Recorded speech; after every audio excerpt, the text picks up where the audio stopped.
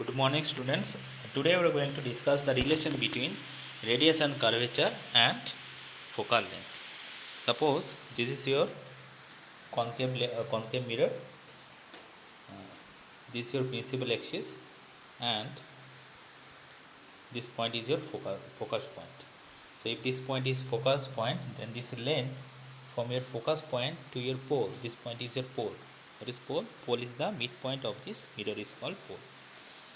So this distance between focus point and your pole is called your focal length, small f.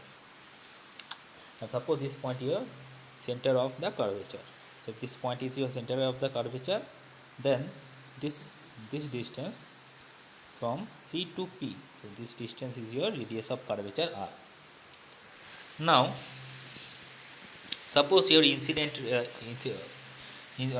rays are parallel to your principal axis. So you know that whenever your incident rays are parallel to your principal axis, so after reflection they will pass through your focus point. So you can see your incident rays are parallel to your principal axis. So after reflection they will they are passing through your focus point. This is your focus point. Now let us draw a line. So suppose this point, so we are naming this point as P, and suppose this point is P prime. So we are naming this point as P. Now let us draw a line from C to P. Okay. So this here C to P. This is a P point. So we have drawn a line from C to P. Now you know that this line, this CP line is perpendicular to your point P. Why? So you know that whenever you draw, if you draw a line from your center of the curvature, then that line is always perpendicular to any point. Because suppose you have a circle from center of the circle, if you draw any line to any point, then this line will be always perpendicular to a point. Okay, so this is a circle, so how can this line can be perpendicular? So you have to draw a tangent. So this angle will be 90 degree.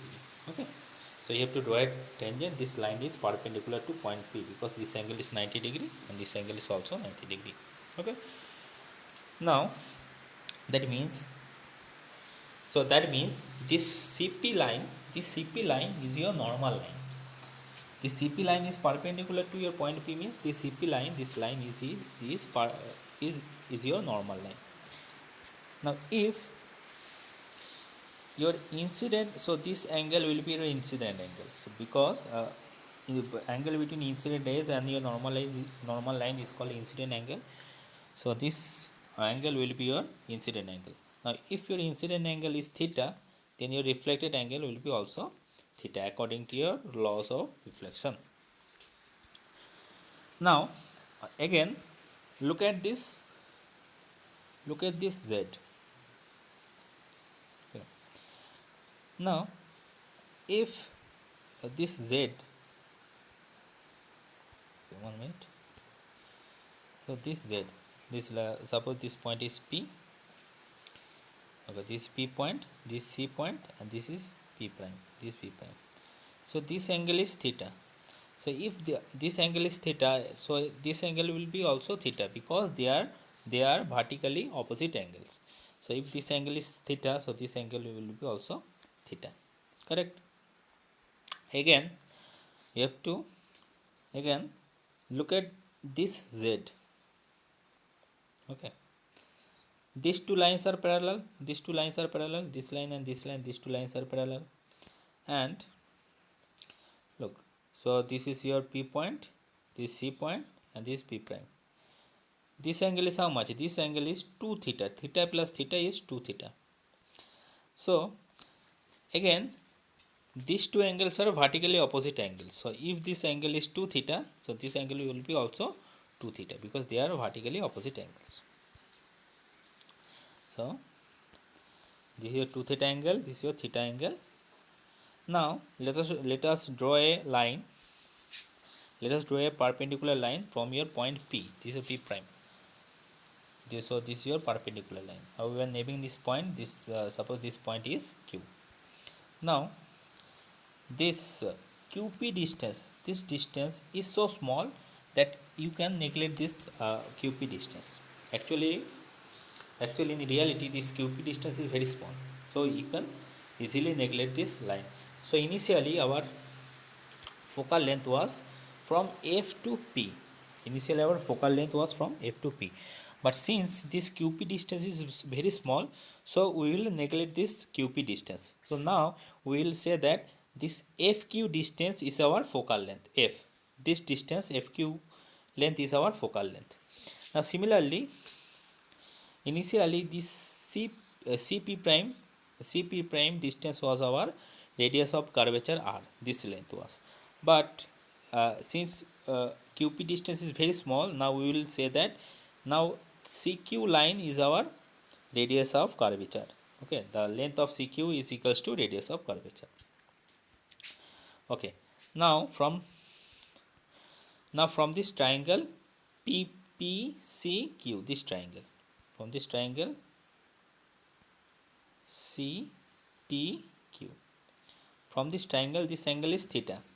From this triangle tan theta is equals to how much? You know that tan theta is equals to perpendicular by base.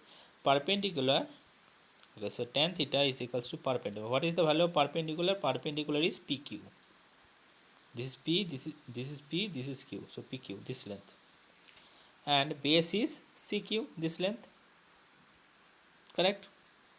But the value of PQ is value of CQ is how much? Value of CQ is equals to R. So in place of CQ we will write that, R.